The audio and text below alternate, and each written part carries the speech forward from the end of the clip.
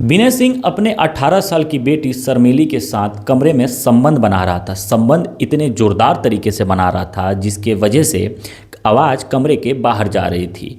बेटी के मना करने के बाद भी पिता नहीं रुकता है और लगातार संबंध बनाए जाता है। अब धीरे धीरे धीरे बेटियां सिसकी लेना शुरू कर देती है और सिसकी भी बाहर सुनाई देता है। पिता को लाख मना करने के बाद भी नहीं रुकता है। उसके बाद से बेटी भी अपने पिता का साथ देने लगती है और आनंद लेने लगती है इस संबंध का। लेकिन ये संबंध कुछ सालों तक चलता है और जिसके बाद से जो सामने आता है सबको अंदर से झकझोर देता है। आज की जो सच्ची घटना बताने जा रहा हूँ दोस्तों, इसे सुनने के बाद से आपको रिश्तों पे से विश्वास उठ जाएगा। नमस्कार, आदाब, आप सभी का स्वागत है द विशाल स्टोरी में।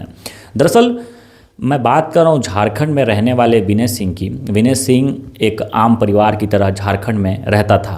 उसका शादी 6-7-8 साल ठीक ठाक चला और उसके बाद से जब बेटी बड़ी हो गई और बड़ी होने के बाद से वो और उसकी बेटी और पत्नी झारखंड के गांव में रहते थे। विनय सिंह के अंदर एक कमी थी कि उसे संबंध बनाने का बड़ा शौक था। जब से शादी हुआ था अपनी पत्नी के साथ रोज़ रात को एक नहीं, दो नहीं, बल्कि 3-3, 4-4 बार संबंध बनाता था और जिसका विरोध पत्नी लगातार करती थी। लेकिन विनय सिंह कहाँ रुकने वाला था। रात को डराकर मारकर वो संबंध बना लेता था।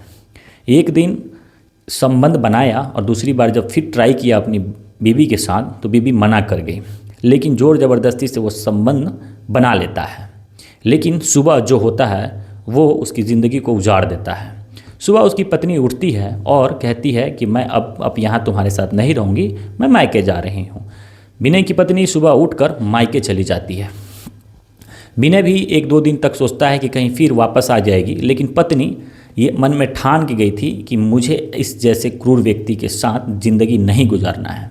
फिर क्या 1-2 दिन बीतता है और विनय के मन में ख्याल आता है कि चलो पत्नी को मनाकर वापस लाया जाए। चूँकि विनय को संबंध बनाने का बड़ा शौक था, उसके अंदर हवस था, उसकी हवस मिटी नहीं थी। वो जाता है अपने ससुराल जब पहुंचता है तो पत्नी से मिलता है। पत्नी उसे बात करने से इनकार कर देती है, लेकिन वो वहाँ पर हाथ गोड़ पैर पकड़ना शुरू कर देता है कि चलो अब घर चलो, अब जिस तरीके से तुम कहोगी मैं ठीक उसी तरीके से तुम्हारा साथ दूंगा। लेकिन पत्नी कही कि मैं अब तुम्हारे साथ नहीं रहना चाहती हूँ, मैं तुम्हारे साथ अब संबंध नहीं बनाना चाहती हूँ, मुझे तलाक चाहिए, डिवोर्स चाहिए तुम्हारे साथ। फिर मुंह लटका कर विनय सिंह घर वापस चला आता है। घर आकर उदास हताश कमरे में बैठा रहता है। अब कमरे में रह जाते हैं विनय सिंह और उसकी बेटी जो कि 18 साल की रहती है। कुछ दिन बीतता है, फिर सोचता है कि क्यों ना दूसरी शादी कर लूँ, अकेले तो ज़िंदगी चलेगी नहीं। फिर क्या अपने दोस्त को कॉल मिलाता है और कहता है, हेलो दोस्त, मुझे शादी करनी है, तुम कोई अच्छा सा रिश्ता लाओ। दोस्त कहता है ठीक है, क्यों नहीं, इस उम्र में फिर दोबारा शादी कर रहे हो, बेटी 18 साल की होगी, लोग क्या कहेंगे। तो विनय सिंह इधर से जवाब देता है कि लोगों को कहने दो, मेरी ज़रूरत है और मैं एक शादी करना चाहता हूँ। बहुत कोशिश करने के बाद भी विनय सिंह को दूसरी बीवी नहीं मिलती है। रोज़ रात को काम पे जाता, शाम को थक हार कर घर आता और खाना खाता और मोबाइल में कुछ देखकर सो जाता। धीरे धीरे कुछ साल बीत जाता है और बीतने के बाद से खालीपन और अकेलेपन से वो तंग आ जाता है। ऐसा लगता था कि कमरा अब उसे काटने को दौड़ रहा है, अंधेरा उसे डरा रहा है। एक रात विनय सिंह अपने कमरे में खाना वाना खाकर लेटा हुआ था और अपने मोबाइल पे गंदी फिल्में देख रहा था। तभी उधर से उसकी 18 साल की शर्मिली बेटी अंदर आती है और दरवाज़ा खुला होने की वजह से खाना अंदर देने के लिए पहुंचती है। तभी देखती है कि पिताजी मोबाइल पर गंदी फिल्में देख रहे हैं। लेकिन पहली नज़र में जब वो देखती है तो धीरे से आवाज़ लगाकर शर्मा कर खाना रखकर चली जाती है। पिताजी, मैंने टेबल पे खाना रख लिया, आप खा लीजिए। इस वक्त भी आभास नहीं होता उसके पिता को कि बेटी ने शायद मोबाइल देखा या नहीं देखा और शायद सोकर खाना खाकर रात को सो जाता है। 2-3 दिन बाद इसी तरीके से कमरा खोल के विनय सिंह अपने रूम में ब्लू फिल्म देख रहा था जिसकी आवाज़ कमरे के बाहर जा रही थी और ये आवाज़ उसकी बेटी के कानों तक पहुँच जाती है। और बेटी देखती है कि कहाँ से दर्द भरी आवाज़ आ रही है, सिसकियाँ आ रही है। तो देखती है कि पिताजी के कमरे से ही ये आवाज़ निकल कर आ रही है। उसके बाद क्या होता है, वो कमरे के पास आती है और हल्का सा गेट खोल के देखती है तो पिताजी ब्लू फिल्म देख रहे होते हैं दोस्तों, गंदी फिल्में कहते हैं जिसको। उसके बाद से वो भी वहाँ से देखना शुरू कर देती है और तो पिताजी लगातार फिल्में देख रहे थे। तब तक दरवाज़े की किल्ली आवाज़ कर देती है। पिताजी झट से उठते हैं उसके, कहते हैं कौन है कौन है। तो पिताजी तो डर के मारे बेटी कह देती है कि मैं हूँ। तो पिताजी कहते हैं तुम क्या कर रही हो इस वक्त कमरे में।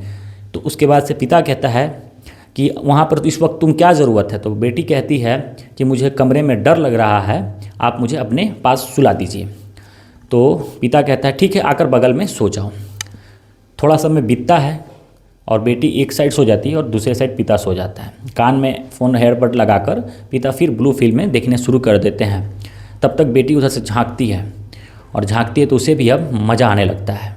धीरे धीरे मज़ा आता है तो पिता उसके अब पैर पे डाल देता है, लड़की के पैर पे, और इसके बाद से दोनों के अंदर थोड़ा थोड़ा अंदरों से बेचैनी होना शुरू हो जाती है। उसके बाद से धीरे धीरे उसके कमर को सहलाता है और हाथ इधर उधर करता है। तब तक दोनों अल्टीमेट हो जाते हैं और दोनों को अब मूवी क्या पिता पूछता है अपनी बेटी से कि क्या तुम देखोगी, तो दिखाता है।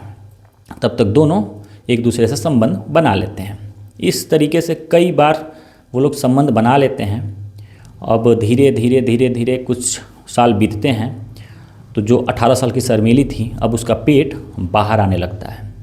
एक दिन शर्मिली घर के बाहर खेल रही थी, तभी आसपास पड़ोस के लोग उसकी नज़र पेट पे पड़ती है शर्मिली के। तो लोग इकट्ठा होते हैं और पूछते हैं कि ये क्या हुआ है, तुम्हारा पेट फूला हुआ है। तो उस वक्त शर्माते हुए भाग जाती है और किसी से कुछ नहीं कहती है।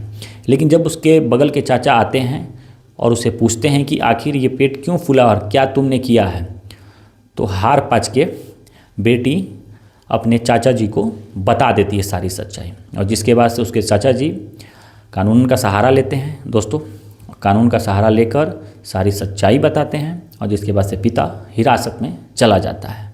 दोस्तों आज की जो सच्ची घटना आपको बताने जा रहा हूँ एक झारखंड की है और इस तरीके से घटनाएं लगातार होती रहती हैं और ये घटना रिश्तों को तार-तार कर दिया है। इस घटना के बारे में आपकी क्या प्रतिक्रिया है, आपके मन में क्या चल रहा है उस पिता के बारे में, और उसकी बातें आप लोग क्या कहना चाहते हैं कमेंट बॉक्स में ज़रूर बताइएगा। धन्यवाद।